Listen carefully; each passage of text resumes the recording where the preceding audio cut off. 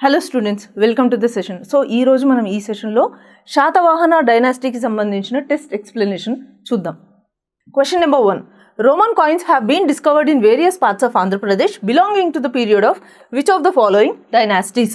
ఈ క్రింది ఏ రాజవంశాల కాలానికి చెందిన రోమన్ నాణ్యాలు ఆంధ్రప్రదేశ్లోని వివిధ ప్రాంతాలలో లభ్యమయ్యాయి అని అడుగుతున్నారు. సో ఇక్కడ మనకి కొన్ని డైనాసిటీస్ ఇవ్వడం జరిగింది అండ్ ఏ పర్టికులర్ డైనాసిటీస్లో రోమన్ కాయిన్స్ని డిస్కవర్ చేశారు అని చెప్పి మనకి ఇక్కడ క్వశ్చన్ అనమాట. సో మనకు ఆప్షన్స్లో ఏమున్నాయి? చాళుక్యులు, శాతవాహనులు, కాకతీయులు మరియు విజయనగర రాజులు. సో మనకి ఇక్కడ కరెక్ట్ ఆన్సర్ వచ్చేసి శాతవాహన డైనాసిటీ టైంలోనే, ఈ పర్టికులర్ పీరియడ్లోనే ఇండో రోమన్ ట్రేడ్ అనేది ఫ్లరిష్ అయిందనమాట, అంటే పీక్లోకి వెళ్ళిందనమాట. సో ఆ పీరియడ్లో ఏదైతే వీళ్ళు శాతవాహన డైనాసిటీ వాళ్ళు మరియు రోమన్స్ ఏదైతే ట్రేడింగ్ చేశారో దానికి సంబంధించిన గోల్డ్ అండ్ సిల్వర్ కాయిన్స్ ఉంటాయి కదా.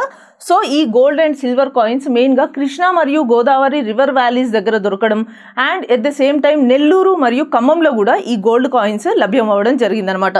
సో మనకి ఫస్ట్ క్వశ్చన్కి కరెక్ట్ ఆన్సర్ వచ్చేసి ఆప్షన్ 2. మిగతావి ఎందుకు రాంగ్ అంటే చాళుక్యులు, కాకతీయులు మరియు విజయనగర రాజులు అనేవాళ్ళు శాతవాహనుల తర్వాత వచ్చారు అండ్ వీళ్ళ పీరియడ్లో రోమన్ ట్రేడ్ అనేది అంత పీక్లో లేదు. సో వీళ్ళ పీరియడ్లో కాయిన్స్ లభ్యమైనప్పటికీ అంత హై ఎండ్లో లభ్యం అవ్వలేదు కాబట్టి మనకి కరెక్ట్ ఆన్సర్ ఓన్లీ శాతవాహనులు, option number 2. Question number 2. Match the following Satavahana rulers with their respective inscriptions అని అడుగుతున్నారు. ఈ క్రింది శాతవాహన రాజులను లేదా రాణులను వారు వేయించిన శాసనాలతో జతపరచండి అనేది మనకి క్వశ్చన్ అనమాట. సో ఇక్కడ మనకి list of kings or queens ఇవ్వడం జరిగింది అండ్ ఇక్కడ మనకి వాళ్ళు వేయించిన శాసనాలు చూపించారనమాట. సో ఇందులో వాటిని మ్యాచ్ చేస్తే ఫస్ట్ మనకి ఎవరున్నారు? విజయ శాతకర్ణి. సో విజయ శాతకర్ణి అనే పర్సన్ ఎవరైతే ఉన్నారో శాతవాహన కింగ్స్లో లేటర్ ఫేజ్ ఆఫ్ రూలర్స్ ఉంటారు కదా, వాళ్ళలో ఒక ముఖ్యమైన వ్యక్తి అనమాట. సో విజయ శాతకర్ణి నాగార్జున కొండలో లభ్యమైన ఒక శాసనానికి ఇంపార్టెంట్ పర్సన్ అనమాట. సో దీంట్లో మెయిన్గా ఏం చెప్తారు ఈ విజయ శాతకర్ణి వేయించిన శాసనంలో అంటే ఈ కృష్ణా వ్యాలీ రీజన్స్లో శాతవాహన రూలర్స్ యొక్క అడ్మినిస్ట్రేషన్ ఎలా ఉంది అనేది మెయిన్గా ఈ ఇన్స్క్రిప్షన్లో మెన్షన్ చేస్తారనమాట.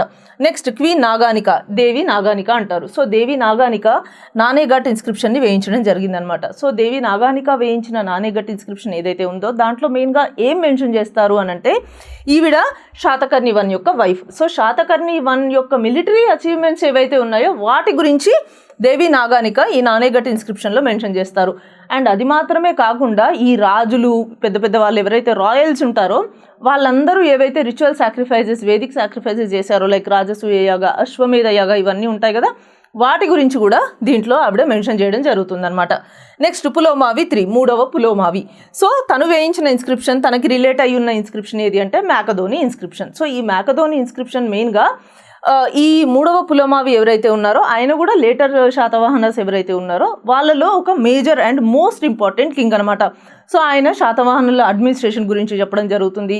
అండ్ ఈ మ్యాకధోని ఇన్స్క్రిప్షన్లో జనపదాస్ గురించి కూడా మెన్షన్ చేస్తారనమాట. అంటే జనపదాస్ అంటే ఏంటి? చిన్న చిన్న ట్రైబ్స్ మనకు ఆల్రెడీ తెలుసు. అంటే శాతవాహన రూల్ ఎండ్ అయిన తర్వాత ఇక్ష్వాకుస్ వాళ్ళ ఫ్యూడేటరీస్ ఎవరైతే ఉన్నారో ఇక్ష్వాకుస్ వాళ్ళు ఎలా రూల్ని ఎస్టాబ్లిష్ చేస్తున్నారు అనే దాని గురించి ఈ మ్యాకధోని ఇన్స్క్రిప్షన్లో ఉంటుంది. నెక్స్ట్ ఏముంది? చంద్రశ్రీ శాతకర్ణి. సో చంద్రశ్రీ శాతకర్ణికి సంబంధించి కొదవోలు ఇన్స్క్రిప్షన్ రిలేట్ అవుతుందన్నమాట. సో ఈ కొదవోలు ఇన్స్క్రిప్షన్లో ఈస్ట్ గోదావరి రీజన్లో, ఈస్ట్ ఆంధ్ర రీజన్లో ఈ శాతవాహన డైనాసిటీ రూలర్స్ ఎవరైతే ఉన్నారో ఆ డైనాసిటీ కంప్లీట్గా కొలాప్స్ అవ్వక ముందు అక్కడ ఎలా రూల్ చేశారు అనే దాని గురించి ఈ కొదవోలు ఇన్స్క్రిప్షన్లో మెన్షన్ చేసి ఉంటుందన్నమాట. సో మనకి ఇక్కడ ఇచ్చిన మ్యాచ్ ఆఫ్ ఫాలోయింగ్కి కరెక్ట్ మ్యాచ్ ఆఫ్ ఫాలోయింగ్ ఏది అని అంటే A1, B2, C3 and D4. So option 1 అనేది మనకి correct answer. Next question number 3. Which of the following is considered to be the first major native dynasty to rule the Deccan reason? Deccan ప్రాంతాన్ని పాలించిన మొట్టమొదటి ప్రముఖ స్వదేశీ రాజవంశంగా కింది వాటిలో దేనిని పరిగణిస్తారు అని అంటున్నారు. సో మన ఇండియాలో వేరే మేజర్ డైనాసిటీస్ ఏమైనా ఉన్నాయి అంటే ఎస్ ఉన్నాయి, కానీ ఇక్కడ మనకి డెక్కన్ ప్రాంతాన్ని పాలించిన వాళ్ళ గురించి మాత్రమే స్పెసిఫిక్గా అడుగుతున్నారు. సో ఓవరాల్ ఇండియాలో మనకి మేజర్ డైనాసిటీ, నేటివ్ డైనాసిటీ ఏది అంటే మనకి కరెక్ట్ ఆన్సర్ వచ్చేసి మౌర్యన్ ఎంపైర్. సో మరి ఇక్కడ డెక్కన్ ప్రాంతం గురించి మాత్రమే మనకి స్పెసిఫిక్గా అడుగుతున్నారు కాబట్టి మన ఇచ్చిన ఆప్షన్స్ ఏమున్నాయి? రాష్ట్రకూటులు, చాళుక్యులు, చోళులు మరియు శాతవాహనులు. సో డెక్కన్ ప్రాంతం అంటే ఏపీ, కర్ణాటక, మహారాష్ట్ర ఈ రీజన్స్ని మెయిన్గా రూల్ చేసిన one of the major native dynasty ఏది అని అంటే that is Satavahana dynasty. Option 4 అనేది మనకి కరెక్ట్ ఆన్సర్ అనమాట. సో ఈ డైనాసిటీని ఎవరు ఎస్టాబ్లిష్ చేశారు అంటే శ్రీముఖ లేదా చిముక అంటారు, సిముక అని కూడా పిలుస్తారనమాట. సో ఈ పర్టికులర్ శాతవాహన డైనాసిటీని ఎస్టాబ్లిష్ చేసింది సిముక. ఈయన శాతవాహన డైనాసిటీకి చెందినవారు, మెయిన్ ఫౌండర్ అనమాట. సో డెక్కన్ ప్రాంతాన్ని పాలించిన వాళ్ళలో ఇంపార్టెంట్ రూలర్స్ వీళ్ళు. సో మరి రాష్ట్రకూటులు, చాళుక్యులు, చోళులు అంటే వీళ్ళందరూ తర్వాత 6th సెంచరీ 8th సెంచరీలో వచ్చిన వాళ్ళు. అండ్ చోళుల గురించి చూసుకున్నట్టయితే చోళులు మనకి తమిళ్ ఏరియాని రూల్ చేసిన వాళ్ళు అనమాట. సో అదంత పెద్ద మేజర్ డైనాసిటీ అయితే కాదు. సో ఇక్కడ ఓన్లీ డెక్కన్ ప్రాంతం అనే ఒక కీవర్డ్ చూడండి. డెక్కన్ ప్రాంతాన్ని మేజర్గా రూల్ చేసింది శాతవాహనులు మాత్రమే. Next question number 4. The architectural layout and terraced mandala design of which Andhra Buddhist site is considered to be a prototype or model for the world famous Borobudur temple in Indonesia. ఇండోనేషియాలోని జగత్ ప్రసిద్ధమైన బొరోబుదూర్ బౌద్ధ ఆలయ నిర్మాణ శైలికి మరియు అంచెల మండలం అంటే టెరేసెస్ లాగా కన్స్ట్రక్ట్ చేస్తారనమాట. దాని ఆకృతికి ఆంధ్రప్రదేశ్లోని ఏ బౌద్ధ క్షేత్ర నిర్మాణం యొక్క నమూనా స్ఫూర్తిగా పరిగణించబడుతుంది అని అడుగుతున్నారు. సో మనకి ఇక్కడ క్వశ్చన్ ఏంటి అంటే ఇండోనేషియాలోని జావాలో ఈ బొరోబుదూర్ టెంపుల్ అనేది ఉందన్నమాట. బుద్ధిస్ట్ సైట్ అనమాట, ఫేమస్ బుద్ధిస్ట్ సైట్. సో ఈ బుద్ధిస్ట్ సైట్ కన్స్ట్రక్ట్ చేయడానికి మన ఆంధ్రప్రదేశ్లో ఉన్న ఏ ఆలయ నిర్మాణ శైలిని వీళ్ళు ఒక ప్రోటోటైప్గా తీసుకున్నారు అని మనకి క్వశ్చన్. మనకి ఇక్కడ ఆప్షన్స్లో ఏమిచ్చారు? గోలి, బొజ్జనకొండ, ఘంటసాల మరియు ఫణిగిరి. సో గోలి, బొజ్జనకొండ మరియు ఘంటసాల మనకి ఈ మూడు కూడా ఆంధ్రప్రదేశ్లో ఉన్న ఫేమస్ అండ్ ఇంపార్టెంట్ సైట్స్ అనమాట. ఓకేనా? సో మనకి ఈ పర్టికులర్ బొరోబుదూర్ టెంపుల్కి ఏ పర్టికులర్ సైట్ నుంచి తీసుకున్నారు, దేన్ని రిఫరెన్స్గా తీసుకున్నారు అంటే కరెక్ట్ ఆన్సర్ వచ్చేసి ఘంటసాల అనమాట. ఇది మనకి ఆంధ్రప్రదేశ్లోని కృష్ణా డిస్ట్రిక్ట్లో ఉంది. సో ఆంధ్రప్రదేశ్లోని కృష్ణా డిస్ట్రిక్ట్లో ఉన్న ఈ ఘంటసాలలో ఉన్న మహా చైత్య ఏదైతే ఉందో, సో బుద్ధిస్ట్ సైట్ అనమాట, ఫేమస్ బుద్ధిస్ట్ సైట్. ఈ మహా చైత్యాలో ఉన్న ఈ వీల్ స్ట్రక్చర్డ్ ఆర్కిటెక్చర్ నుంచి వాళ్ళు ఇన్స్పైర్ అయ్యి బొరోబుదూర్లో కూడా ఒక రకమైన బుద్ధిస్ట్ సైట్ని కన్స్ట్రక్ట్ చేయడం జరిగిందనమాట. ఓకేనా? సో మనకి గోలి, బొజ్జనకొండ ఇవి రెండు ఆంధ్రప్రదేశ్లోనే ఉన్నాయి. ఒకటి అనకాపల్లి, ఇదేమో మనకి అనకాపల్లి విశాఖపట్నం దగ్గర ఉన్న అనకాపల్లిలో ఉంది. గోలి వచ్చేసి మనకి పల్నాడు దగ్గర ఉందన్నమాట. అండ్ ఫణిగిరి వచ్చేసి తెలంగాణలో ఉన్న సూర్యాపేట దగ్గర ఈ ఫణిగిరి ఉంది. సో ఇవన్నీ కూడా ఫేమస్ ఇంపార్టెంట్ బుద్ధిస్ట్ సైట్సే. కానీ ఈ బొరోబుదూర్ టెంపుల్ని కన్స్ట్రక్ట్ చేయడానికి మాత్రం వాళ్ళు ఏ పర్టికులర్ ఆంధ్రప్రదేశ్లో ఉన్న బుద్ధిస్ట్ సైట్ని రిఫరెన్స్గా తీసుకున్నారు అని మీకు క్వశ్చన్ అడిగితే కరెక్ట్ ఆప్షన్ వచ్చేసి ఆప్షన్ 3లో ఉన్న Ghantasala. Next question number 5. Which of the following Buddhist monks theras is credited with the active propagation of Buddhism in the Telangana region during the Satavahana era? శాతవాహనుల కాలంలో తెలంగాణ ప్రాంతంలో బౌద్ధ మతాన్ని విస్తృతంగా ప్రచారం చేసిన ప్రముఖ బౌద్ధ భిక్షువు అంటే థేరుడు ఎవరు అని అంటున్నారు.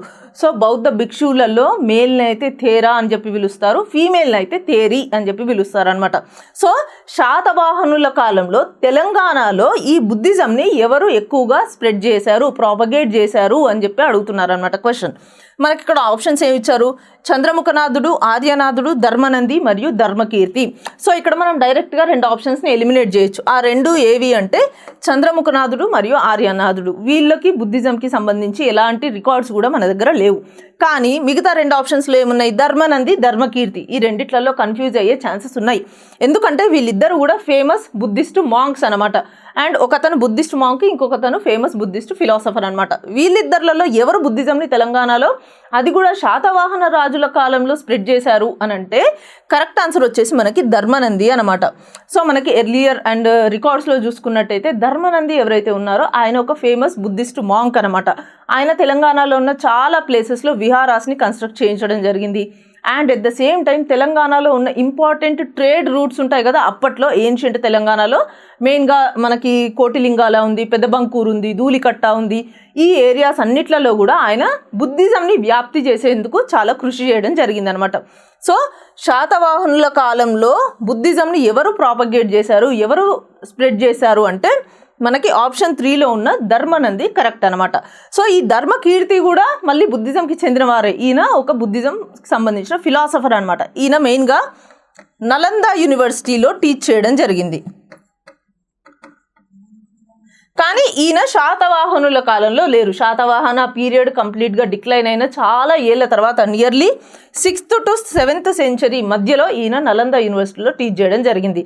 సో బుద్ధిస్ట్ ఫిలాసఫర్ ఈయన అయినప్పటికీ కూడా తెలంగాణ ఏరియాలో శాతవాహనుల కాలంలో బుద్ధిజంని ఎవరు ప్రాపగేట్ చేశారు అంటే దట్ ఈస్ ఆన్సర్ 3, ఆప్షన్ 3లో ఉన్న ధర్మనంది.